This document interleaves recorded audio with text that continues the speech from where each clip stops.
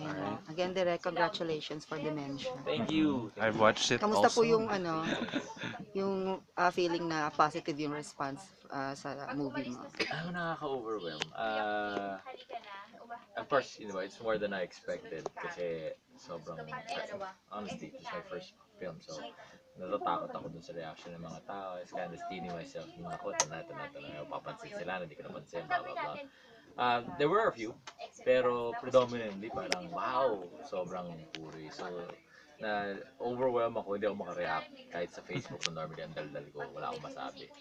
Tapos kasabay rin naman ng shooting nito. Kaya parang, okay, sige, hindi ko na muna, hindi ko na muna siya focus muna ako dito.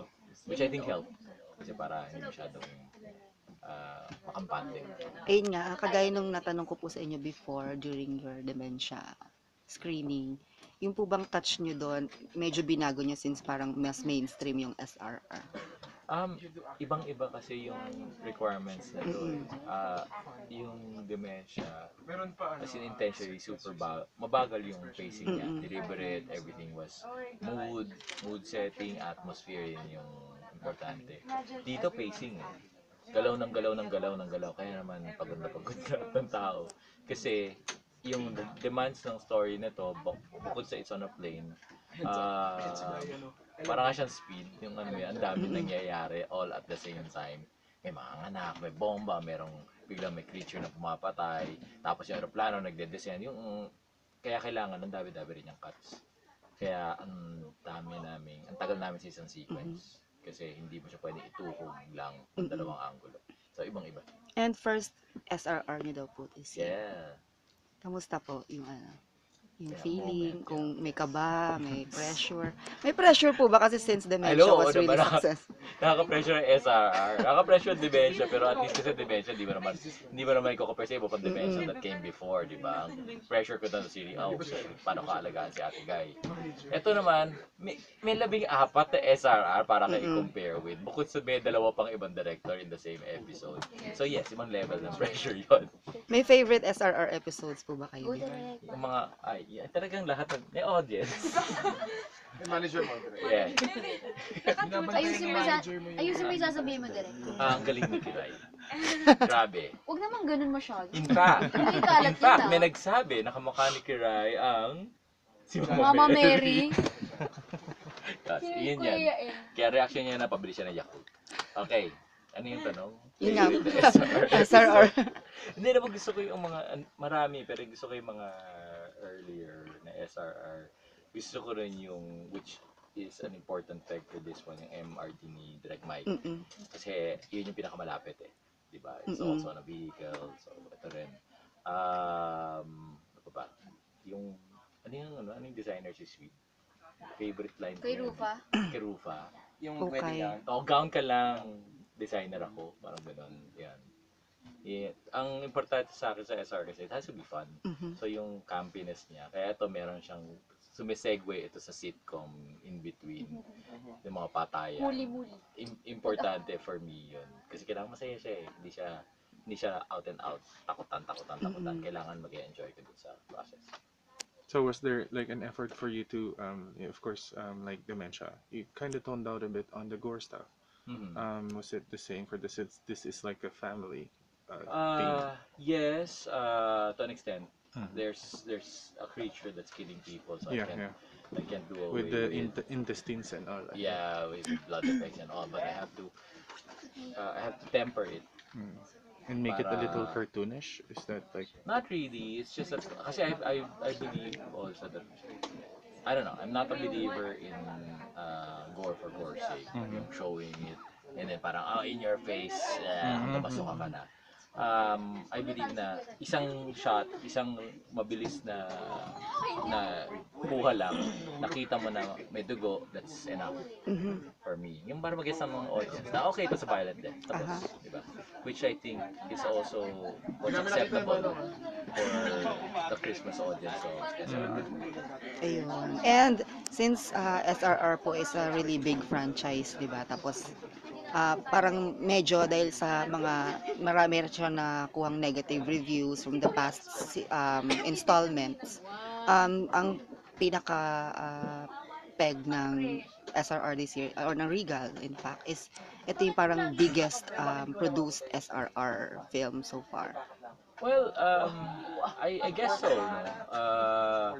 Because to be very fair, look at our setup. I don't think there's been any Filipino production that has, First nga daw po. yeah, used a plane this way, na completely, occupied the plane.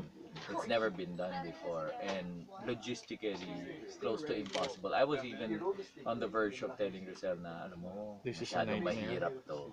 Hindi, kasi getting in the plane, shooting in the plane is my problem, no? But them securing a plane, di ba, negotiating that there is a plane that's available, that we can do whatever we want with it, I mean, that's a producer's nightmare. So, understandably, they had a hard time locking down a plane, Details. allow us to do it.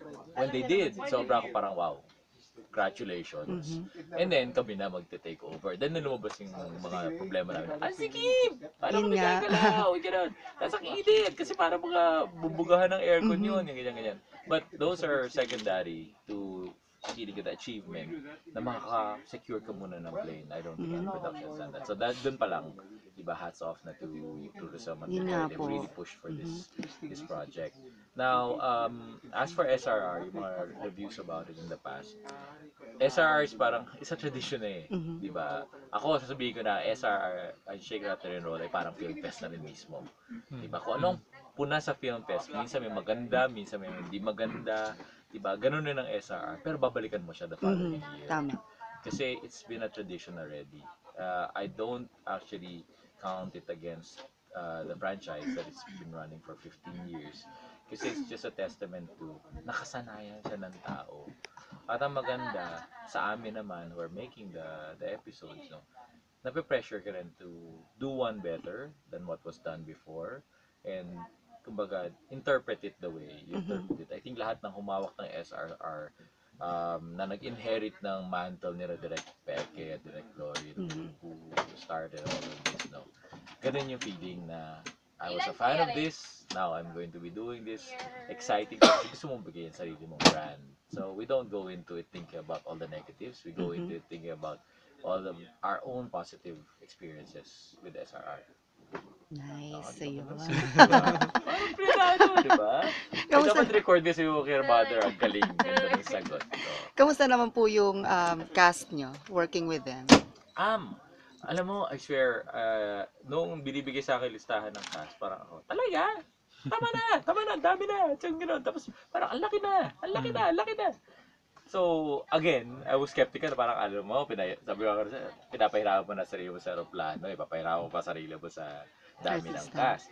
But, it is a plane, so kailangan mo rin naman ng maraming tao. And Rosel really wanted na kita mo a lot of familiar faces, first time together, coming from different networks. Oo nga po.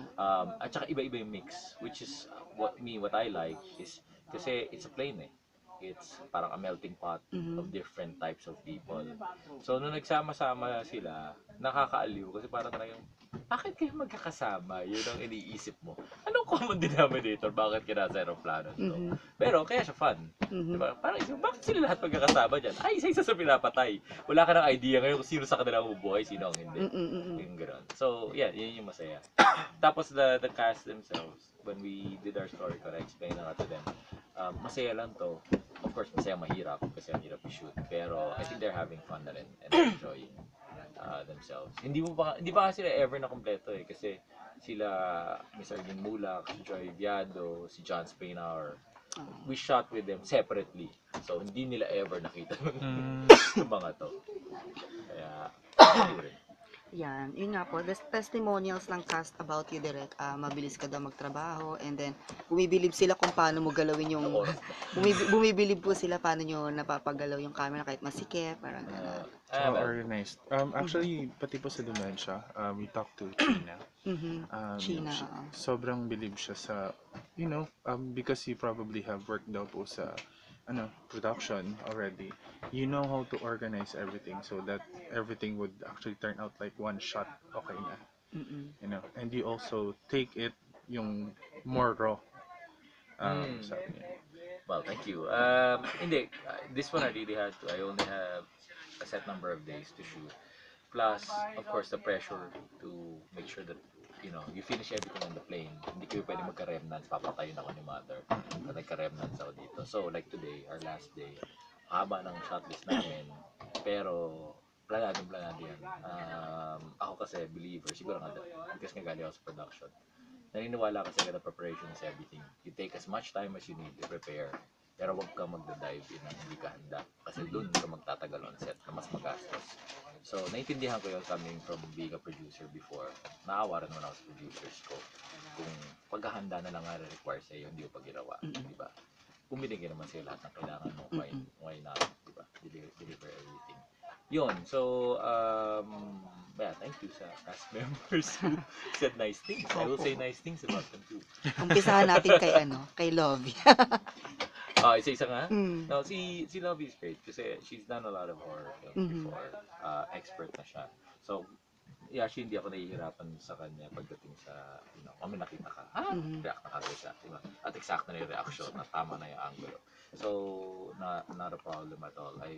I'm actually impressed that she was able to also do some of our shooting days na segue siya from other production. So, medyo mabigat yung workload. But, she was able to do everything. And with your lead male, Mateo. Si Mateo is really a nice guy to work with kasi walang keme, walang angal, and I really appreciate na may isang shoot day kami kasi ang dami nila eh. So it's not like I can prioritize anybody. I have to prioritize kung ano yung sequence ng movements namin. So some of them had to wait for 2 hours, 3 hours, 4 hours, sometimes 6 hours. So Mateo was one of them na got stuck for a long time. And then I called him back in about 1 a.m. So balik siya. Tapos magtatanong pa siya, so okay lang kayo? Baliktad. Normally kami yung nagtatanong sa kanya, okay lang, sorry naghintay ka. Siya yung nagtatanong. So very easy to work with that way. Tapos kanina, daming stunts na pinagawa sa kanya. Wala naman siya complain. So yeah, he's a nice guy. Okay, roll. Ayun. How about you? Right. How were you chosen?